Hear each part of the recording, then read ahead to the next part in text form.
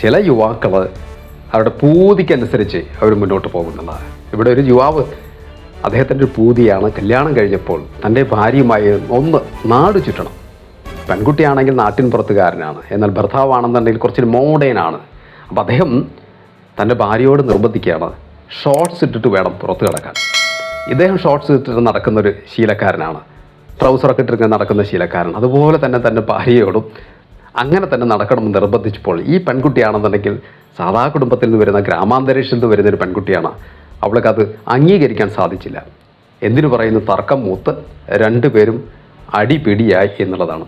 Shorts ഇട്ട് നടക്കാൻ നിർബന്ധിച്ചതിൻ്റെ ഭാഗമായിട്ട് അവസാനം ചരമുട്ടിയെടുത്ത് ഭർത്താവിനൊന്ന് കൊടുക്കുകയും മാത്രമല്ല എത്രയും പെട്ടെന്ന് തന്നെ തൻ്റെ മാതാപിതാക്കളെ വിളിച്ചു വരുത്തി ഇവിടുന്ന് പെട്ടിയും എടുത്ത് തിരിച്ചു പോയി എന്നുള്ളത്. അപ്പം നമ്മൾ ഇവിടെ ഭർത്താവിൻ്റെ ഭാഗത്ത് വന്നിട്ടുള്ളൊരു അബദ്ധമാണിത്, അല്ലെങ്കിൽ ഭർത്താവിൻ്റെ ഭാഗത്തു നിന്നൊരു നിർബന്ധം, അദ്ദേഹത്തിൻ്റെ ഒരു പൂതി എന്ന് വേണമെന്ന് പറയാം. ഷോർട്ട്സ് ഇട്ട് നടക്കണം തൻ്റെ പോലെ തന്നെ. അത് ഒരിക്കലും ഒരു ഗ്രാമപ്രദേശത്തിൽ ജനിച്ചു വന്ന ഒരു പെൺകുട്ടിക്ക് സഹിക്കാൻ പറ്റുന്നതിനേക്കാൾ അപ്പുറമാണ്.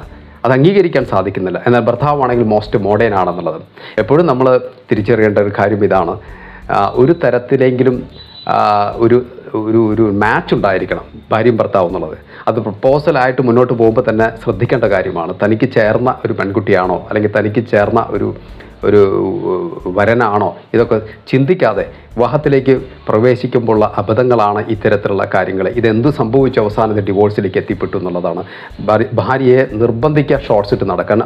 അതും പ്രത്യേകിച്ച് അങ്ങനത്തെ ഒരു അന്തരീക്ഷത്തിൽ വളരാത്തൊരു പെൺകുട്ടിയെ നിർബന്ധിച്ചപ്പോൾ എന്ത് സംഭവിച്ചു, രണ്ടുപേരും അടിച്ചു പിരിയുന്നൊരവസ്ഥയിലേക്ക് എത്തിപ്പെട്ടു എന്നുള്ളത്. ഫ്രണ്ട്സ്, എൻ്റെ വാക്കുകൾ ചുരുക്കുകയാണ്. അടുത്ത വീഡിയോയുമായി നമുക്ക് വീണ്ടും കാണാം. Thank you.